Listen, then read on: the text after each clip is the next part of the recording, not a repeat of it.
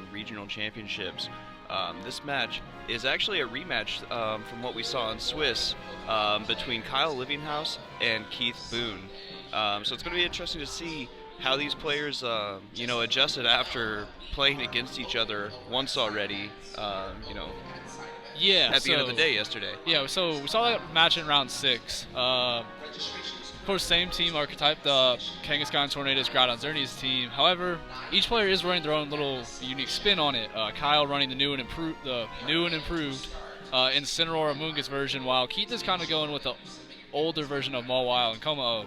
And yesterday in that matchup, we really saw the differences in the teams kind of decide that match. Yeah, we really did.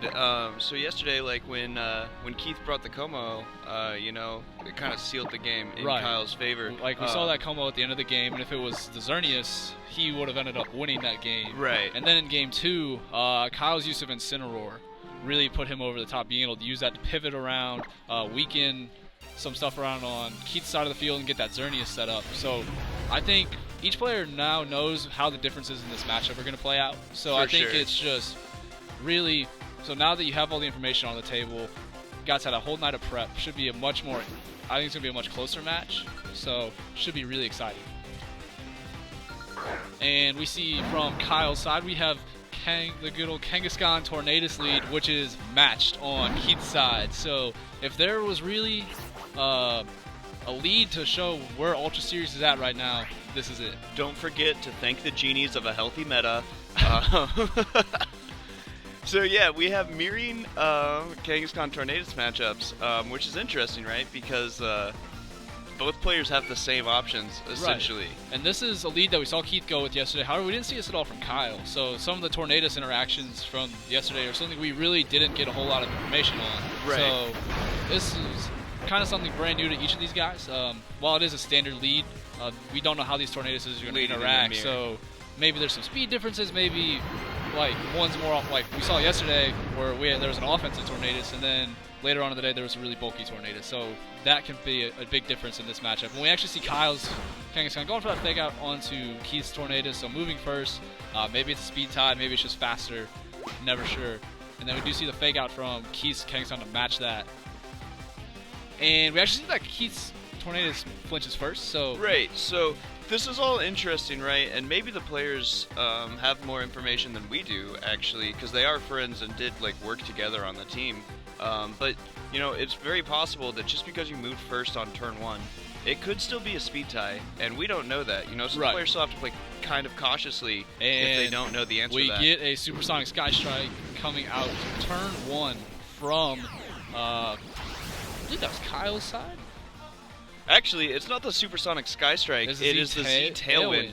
So I actually like this play here because the Z Tailwind cannot be taunted, so it prevents that taunt from coming out. You never know the speed interactions. It prevents the worry that your opponent we actually get a matching Z Tailwind, a taunt, and win the speed tie.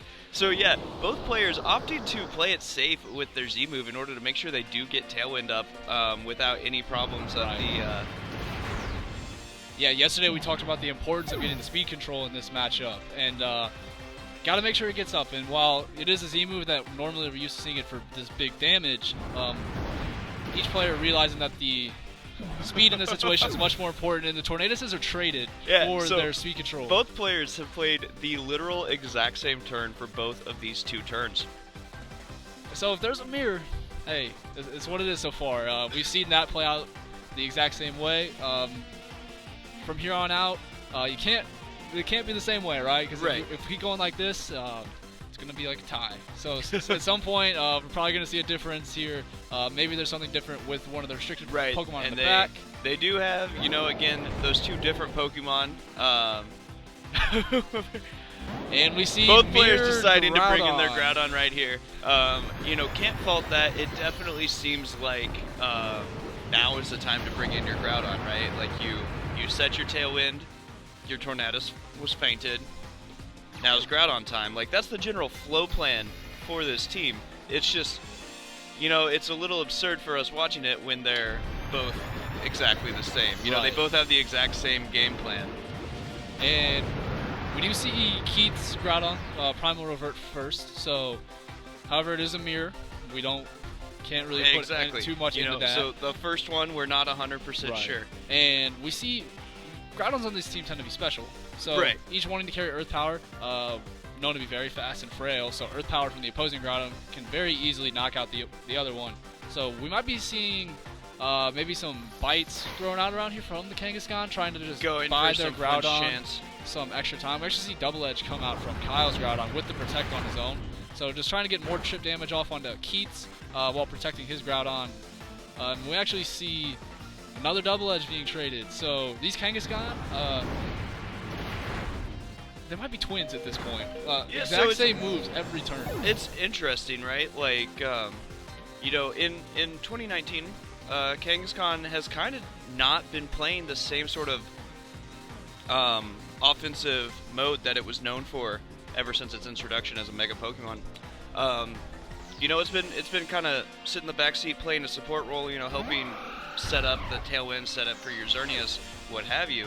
But both of these players, just clicking Double Edge all day right now, really kind of utilizing the damage output that they can get. Right. So I do like Kyle getting his Xerneas in here right now. He's at a 1-mon disadvantage, but he's got both of his restricteds on the field at full HP. And I think the big thing here is Keith's Groudon has been weakened, so a potential eruption is going to deal significantly less damage. However, this Double Edge does a good chunk to Xerneas. Really puts it in range, depending on what Keith's Groudon goes for. Right, we get that big old Double Edge there. Maybe setting that up.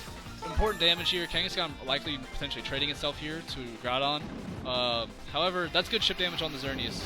Knowing that it's going to get boosted here, you need all the damage possible. Exactly. You don't want to let a healthy Xerneas stay on the field boosted. Right, and if there's something like an overheat that comes out from this Groudon, maybe that's enough chip. However, we do see Keith goes first with the Earth Power coming into this Groudon, and it is enough for the KO. So Kyle gets his Xerneas boosted, but at a pretty significant cost. Right. However, if there is a Pokemon that's going to 1v3, it will be Xerneas, right? Exactly. And both of these Pokemon, Groudon probably right outside of Dazzling Gleam range, if I had to assume, is going to be close. Kangaskhan definitely going to get KO'd.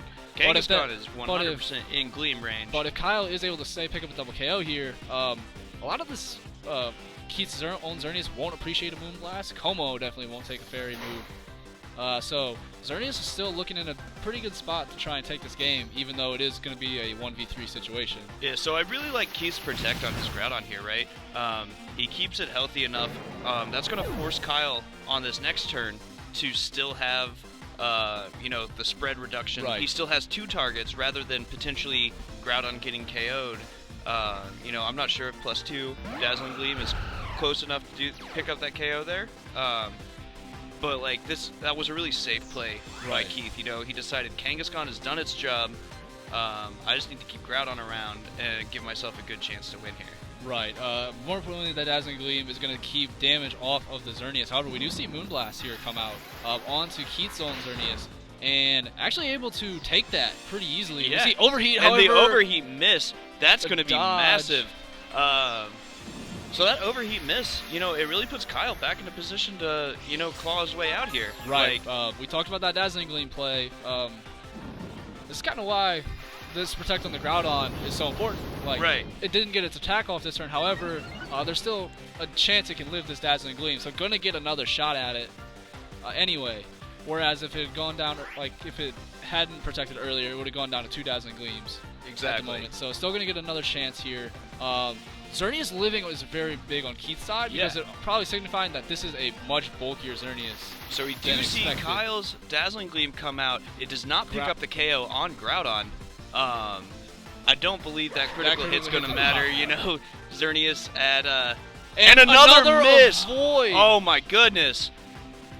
Keith's Groudon here.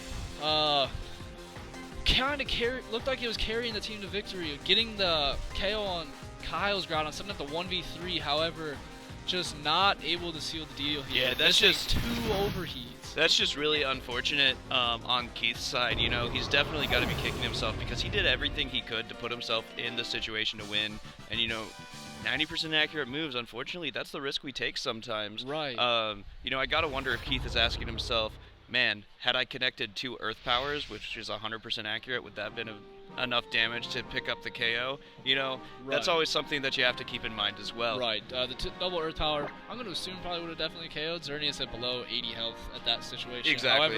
However, at the point in time, you're really not. It's That's hard a to situation balance where everything. It's something where you really don't. You don't have to account put for a lot the of risk in 1% because chance. if there was a double Dazzling Gleam there from the Xerneas rather than a Moonblast into the Xerneas slot, you're never getting a chance at that second Exactly. Earth Power. And if you're Keith in that situation, you really don't know how many attacks your Groudon has left. So I think going for that overheat there is fine. Like, Right. you have to risk it. You just don't know how many more opportunities to get KO the Xerneas you're going to have. Exactly. So, it's heartbreaking on Keith's side, but I do think, the one takeaway he has is his game plan worked. Right, and As far as everything goes, so he doesn't really need to adjust much going into game 2, and he can very easily, force a game 3 here. Right, but that one's kind of got to sting a little bit for Keith.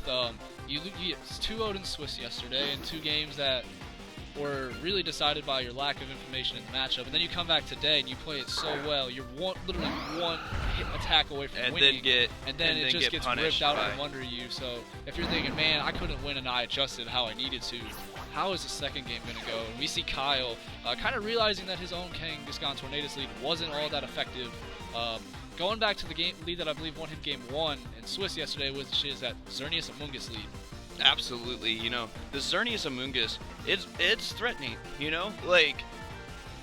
Amoonguss gives you so much support to help Xerneas get boosted, and a boosted Xerneas, we saw how much work it did for Kyle last game, and how much work boosted Xerneas has done all day yesterday. Right, and in this matchup, there's so much temptation to go after the Xerneas just because it's the Xerneas. And Amoonguss is a Pokemon that really punishes you over-committing to the other slot. Exactly. The power of that Spore, you take a turn and think, I'm just going to try and kill the partner. Amoonguss puts you to sleep, and suddenly you just get steamrolled because you ignored it, and it wins the game defensively. Yeah, so I really like this switch for Kyle. He switches out his Amoonguss in favor of Incineroar. So it does a couple of things, right? It gives him fake out pressure right away, and it gets an Intimidate onto Kangaskhan, which is really going to help Xerneas stay healthy. Right, and we see that fake out go into Xerneas. We actually see this doubled up with the Supersonic Sky Strike again. Keith mirroring his game 1 play from yesterday. We saw the It is a Supersonic Sky Strike this time. We had to make sure it wasn't Z-Tailwind. But, yeah, this is going into the Xerneas. That critical hit on that fake out, while it might not have seemed all that important, could have potentially KO'd the Xerneas at this turn, but it is going into that Incineroar slot again, just like it did yesterday. Big damage still. Really important for later on in the game. Kangaskhan's able to get back up to neutral health and speed control set up on Keith's side. That double edge will be able to KO the Incineroar from that range. But really important damage to get spread around. We saw how every little bit kind of counts in this game. Exactly. You slowly start to chip away and put yourself in KO position. And that Supersonic Sky Strike, yes, Keith definitely wanted that to go into Amoonguss, of course, but that's non-negligible damage onto the Incineroar, which is just going to be particularly helpful. So we do see the taunt going into Xerneas' Protect there. Keith definitely thinking taunt is probably my best chance to prevent a Geomancy. However, we see an Incineroar move before Kangaskhan. There's definitely a roar coming out here. And this was another situation we saw yesterday with the Xerneas out on the field. Keith often very afraid of letting it set up Geomancy, so knowing that that fake out is live from Incineroar, just kind of covering both of his options, going with the taunt on Tornadus and the roar. Just wanted to make sure that the Xerneas does not get up Geomancy in one way or another. Very safe play on his part. And he actually gets Amoonguss and Incineroar back on the field, which seems a little passive. However, with this Kangaskhan Tornadus matchups, there is no Tapu on the team, so there's no terrain. Incineroar is really free to fake out the Tornadus here, and Amoonguss is free to put something to sleep if he wants to. So while he doesn't have the offensive pressure that he did with the Xerneas on the field, still has that Spore threat, which is honestly kind of just as important in this matchup with how that speed control can play out with Keith's Tornadus. Exactly. So we haven't seen Kyle's fourth Pokemon, but if he doesn't have his Tornadus and it's purely gonna be, it's gonna be purely... Right, but we actually see a really interesting play here. Kyle going for Protect on Amoonguss when it has that free Spore actually gets doubled in with the Taunt and Bite combination from Keith's side. So Xerneas going to be able to come right back out. It's a really good play. While it doesn't have the sleep punish on the Tornadus, it still allows Kyle to get his Xerneas in for free.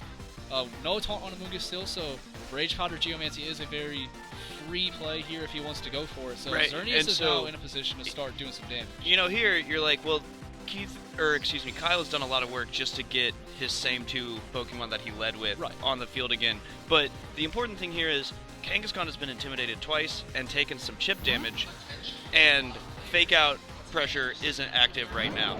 So both of those things are really important for Kyle in making this Xerneas Amoonguss pairing effective at getting his Xerneas boosted. Right. So we see the Groudon come in from Keith's side. I really like this as switch in, knowing that Amoonguss is out on the field. And Xerneas, Eruption is a pretty good option right now. And of course, with that fire typing, resisting the fairy moves. However, we saw how much that Dazzling Gleam did, so Eruption will be weakened. But we did see that Overheat, so maybe he could come back with that. We actually see an Icy Wind, and I actually kind of really like this opposed to the Tailwind. We saw Keith yesterday went for the Speed Control first, and then went for the Icy Wind. So we saw that he was almost able to pull that game back. And so sticking to a blueprint that works for him, rather than, all right, maybe he does go for the taunt into this Amoonguss and it switches out for Incineroar. We saw that. We saw that turn 1. Like, you don't want to get too overly... Like, you don't want to get tunnel vision in on taunting that Amoonguss, because if you switch it out, then here comes Incineroar, sorry, and now Fake Out Geomancy's alive. Like, Fake Out plus your Moonblast can get thrown around, and that's something that you don't want to see at all. Right, so I definitely like that Icy Wind, because it accomplishes a lot for Keith, right? So now, when he sets Tailwind, he's faster than that Xerneas, rather than having to, only faster than Xerneas with Pokemon that are naturally faster than Xerneas. And it also... because I believe yesterday we saw that Kyle's Amoonguss is holding the Focus Sash. I don't quite remember that part. It could have, but we do see a tail from Keith's side, so the expected move from him. But we do see that the Xerneas is going to go for the Dazzling Gleam. So with how much damage this is, this Amoonguss is probably going to be able to live this Eruption. But we actually see that it is the Overheat that comes out. So the Overheat coming out here. And with that damage, it definitely would have KO'd the Xerneas last game. However, Xerneas, so bulky with those Geomancy boosts, is able to hang on with 32 hit points, and Tornadus is taking a little nap. Yeah, so I really, I kind of think Kyle comes out ahead here this turn. Like, yes, he took a lot of damage on his Xerneas, but that, Groudon's now at -2 special attack. Right. So, sure, Xerneas is, in low HP, but getting that chip damage onto Groudon, it did about 40%. Getting that -2 onto Groudon, and also getting a sleep without taking any damage on your Amoonguss, not a bad turn to have. Right, but if you're Kyle, still got to be in fear of that Overheat. Yes, the Groudon's -2, but Xerneas is at very low health. Right. And Overheat's just sheer power with the Sun Boost. Is still probably going to be able to threaten that Amoonguss with the knockout here. So neither Pokemon on Kyle's side is really safe. I like this switch into Incineroar. It's able to take the fire moves. Xerneas can protect itself. You have to imagine Tornadus might want to switch out to try and burn Sleep Turn. Right. Like, after it burns his Sleep Turn, get into, like, his own, like, maybe his own Kangaskhan. However, Xerneas protecting itself, so not going to get hit. But Fake Out is going to allow Xerneas, which is at very low health, to potentially get another attack off. Which I think is very important for Kyle. Because we see the Incineroar's low health, and there's a Amoonguss in the back. Not really relying on the other 2 Pokemon to try and get his damage done. So he needs to really support them at all costs, and this is just a switch that allows him to do that. Absolutely. And getting that, Incineroar in took like 20 damage from that Overheat, which is significantly less than Amoonguss would have been, faced with. And again, Kyle now has a boosted Xerneas with Fake Out pressure. That can be very threatening. It's going to help him stall out the remaining Tailwind turns, which is going to be a big deal, because right now, thanks to Icy Wind, Xerneas is slower than what Keith has to offer. Right. However, with only 2 Tailwind turns left, Incineroar can Fake Out to burn this last one, then we can see his Xerneas protect stall out the final turn. So Kyle has his way of getting around this, getting out of this Tailwind and allowing his Xerneas to be the fastest thing on the field. Actually, we see Incineroar switch out, so wanting to preserve that Fake Out for later, so maybe trying to capitalize off of a Protect on this Groudon, getting that Incineroar back in, trying to figure out what Keith's going to do. Maybe Keith, if Keith switches out there with one of his Pokemon, Tornadus being asleep, Groudon being at -4, you probably want to try and reset that special attack stat.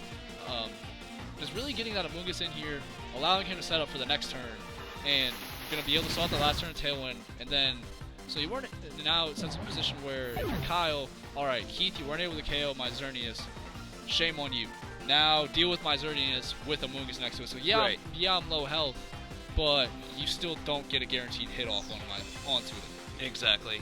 So Kangaskhan coming in here, this is gonna kind of force Kyle to respond though, you know, because Fake Out here could be devastating. You know, Fake Out, Xerneas is in range to go down to Fake Out, but there's also the threat of the Roar, you know, so you can't just safely protect the Xerneas and go down to a Roar. But Amoonguss, of course, can mitigate that some if it can survive, you know, the now -4 overheat.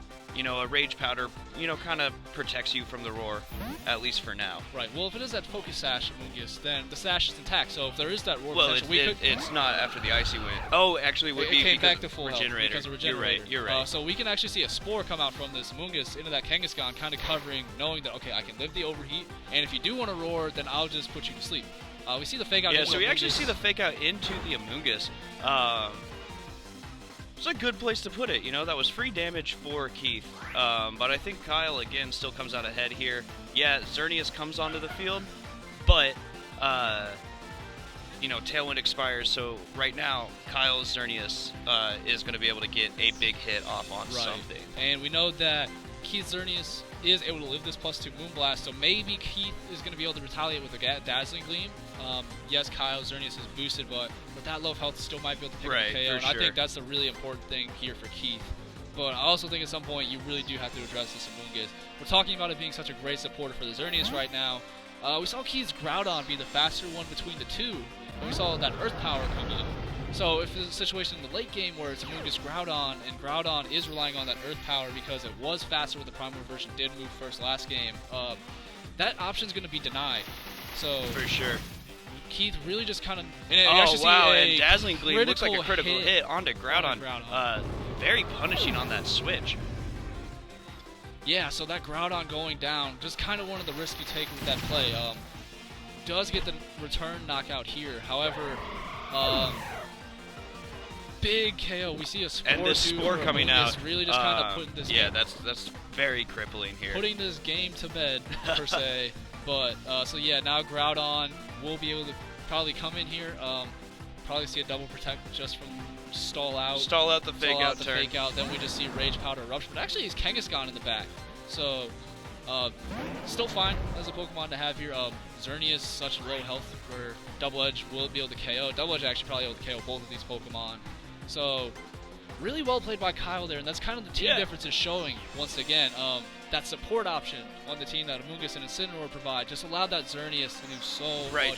Just the threat and of Fake Out from Incineroar, you know, and softening up the hits coming from Kangaskhan really helped keep that Xerneas around. Like, there's a reason Incineroar has been used so much this format. It's such a good support Pokemon for helping get everything done that you need done. We see the Incineroar come back in here, so just weakening Keith's Kangaskhan, wanting to make sure that his own is as bulky as possible when he takes little damage. And also important that you do get another Fake Out next turn, so we could see like Fake Out into the opposing Kangaskhan and then a Double Edge into Xerneas. Absolutely. Kyle just maximizing his odds of just safely winning this game. Yeah, Kyle just opening up everything he needs to mitigate any sort of risk that could happen, and Incineroar actually taking the Fake Out rather than Kangaskhan, so obviously trying to prevent a Spore there, but this Double Edge connects with the Xerneas, picks up the KO, and this puts Kyle definitely in the driver's seat here. Right, so game is really all about over now. Incineroar has Fake Out, Double Edge from Kyle's own Kangaskhan will be able to KO Keith's, and like we said earlier, just really masterfully played here. We see the differences in the team, and Kyle was able to utilize those to the max. And honestly, that's really kind of what decided it.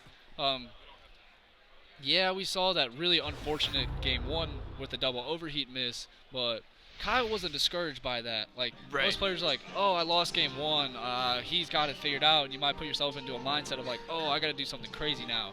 But Kyle going back to what worked for him yesterday, executing that game plan, honestly, even better than he did today. Like, better today than he did when he won the set in Swiss, and Absolutely. was able to just carry himself to a very commanding victory in game 2. Absolutely. So there you go, guys. Kyle Livinghouse is going to be our first player to qualify for the top 4 later today. Don't go anywhere. We're going to be back with another top 8 match.